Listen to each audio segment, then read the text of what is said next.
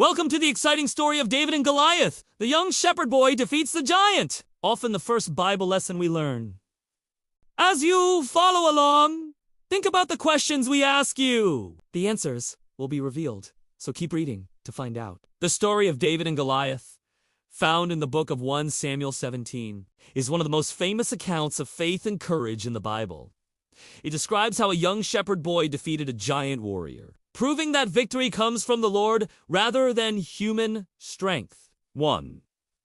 The challenge of Goliath. The Philistine army gathered for war against the Israelites, with the two forces facing each other from opposite sides of a valley. A champion named Goliath of Gath, a giant standing over 9 feet tall and heavily armored, stepped forward to challenge the Israelites. For 40 days, he mocked the Israelite army and their God, demanding they send a single man to fight him in a winner-to-call duel. King Saul and all his soldiers were dismayed and greatly afraid. 2. David arrives at the camp. David, the youngest son of Jesse, was a shepherd who had been sent by his father to bring food to his older brothers serving in Saul's army. When he arrived, he heard Goliath's insults and was appalled that no one had stepped forward to defend the honor of the living God. Despite being just a boy with no military training, David volunteered to fight the giant. 3. Faith over armored. David was brought before King Saul, who was skeptical of the boy's chances. David recounted how he had killed both a lion and a bear to protect his father's sheep, declaring that the same God who delivered him then would deliver him from the Philistine, rejecting the armor. Saul tried to dress David in his own heavy bronze armor and sword, but David found them too cumbersome and removed them. The 5 stones.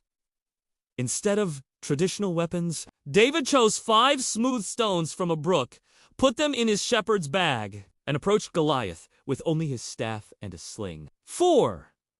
The battle. When Goliath saw David, he was offended and mocked him, asking, "Am I a dog, that thou comest to me with staves?" David responded with a bold declaration of faith. "Thou comest to me with a sword, and with a spear, and with a shield, but I come to thee in the name of the Lord of hosts, the God of the armies of Israel, whom thou hast defied." As Goliath moved to attack, David ran toward him, slung a single stone, and struck the giant in the forehead. The stone sank in, and Goliath fell face first to the ground. David then used the giant's own sword to decapitate him, leading to a total rout of the Philistine army by the Israelites. Chapter 1. The Giant's Challenge. In a time long ago, the people of Israel were at war with the Philistines. The Philistines had a giant warrior named Goliath. Goliath was over 9 feet tall, wore heavy armor, and carried a big spear. Every day, he would stand in front of the Israelite army and shout, "Send me a warrior to fight! If I win, you will be our slaves. But if you win, we will be your slaves." The Israelites were scared because no one was brave enough to face the giant. Question for you: have you ever felt afraid of something very big or scary? What did you do to feel better? Chapter 2. A young shepherd. In the hills of Bethlehem, there lived a young shepherd named David. David was the youngest of 8 brothers. He spent his days watching over his father's sheep. One day, David's father, Jesse, asked him to take some food to his brothers who were fighting in the army. When David arrived, he heard Goliath's challenge. He saw how scared everyone was, and he decided to help. Chapter 3. The Brave Decision. David wasn't a soldier. He was just a shepherd, but he knew that God was with him. "I can fight Goliath," David said. King Saul, who was the leader of the Israelite army, was surprised. "You are just a boy," he said. "How can you fight such a giant?" David replied, "God has helped me protect my sheep from lions and bears. He will help me protect Israel from this giant." Saul agreed and gave David his armor, but it was too big and heavy for David. So David chose to go with what he knew best: his sling and 5 smooth stones from a nearby stream. Question for you: what do you think made David so brave? How can you show bravery when you are scared? Chapter 4. The battle begins. David stepped onto the battlefield, and Goliath laughed when he saw the young shepherd. "Am I a dog, that you come at me with a stick?" Goliath roared.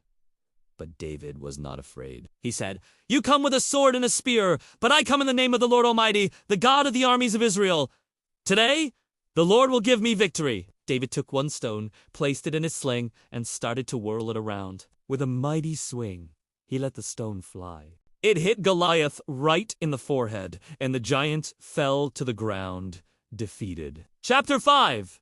A hero's welcome. The Israelites cheered and ran to chase the Philistines away. David's bravery had saved his people. The king and the people were so thankful for David's courage. From that day on, David was known as a hero, and he continued to be a great leader for Israel. David's trust in God had made all the difference. Question for you: what do you think is the most important lesson we can learn from David's story?